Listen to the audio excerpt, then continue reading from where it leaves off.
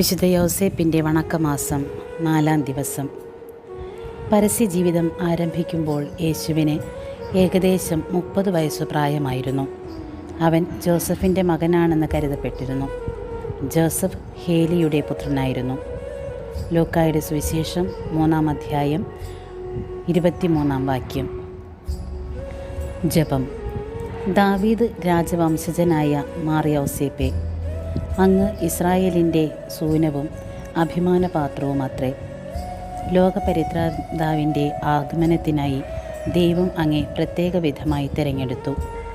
അനേകം അനുഗ്രഹങ്ങളാൽ സമാലങ്കരിച്ചിരിക്കുന്നു. മഹത്വത്തിൻ്റെ സിംഹാസനത്തിൽ ആരൂഢനായിരിക്കുന്ന പിതാവേ, അങ്ങേ വത്സല മക്കളായ ഞങ്ങളെ കരുണാപൂർവം കടാക്ഷിക്കണമേ.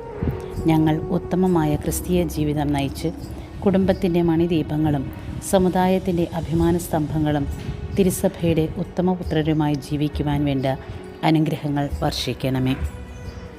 സ്വർഗസ്ഥനായ ഞങ്ങളുടെ പിതാവേ, അങ്ങേ നാമം പൂജിതമാകണമേ. അങ്ങേ രാജ്യം വരണമേ.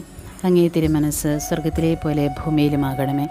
അന്നു വേണ്ടിയ ആഹാരം ഇന്ന് ഞങ്ങൾക്ക് തരണമേ.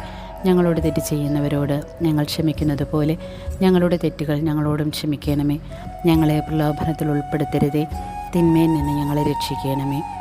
നന്മ നിറഞ്ഞ മറിയമേ, സ്വസ്തി, കർത്താവ് അങ്ങയുടെ കൂടെ സ്ത്രീകളിൽ അങ്ങ് അനുഗ്രഹിക്കപ്പെട്ടവളാകുന്നു. അങ്ങയുടെ ഉദരത്തിൻ ഫലമായി ഈശോ അനുഗ്രഹിക്കപ്പെട്ടവനാകുന്നു. പരിശുദ്ധ മറിയമേ, തമ്പുരാൻ്റെ അമ്മേ, പാപികളായ ഞങ്ങൾക്ക് വേണ്ടി ഇപ്പോഴും ഞങ്ങളുടെ മരണസമയത്തും തമ്പുരാനോട് അപേക്ഷിക്കണമേ. ആമേൻ.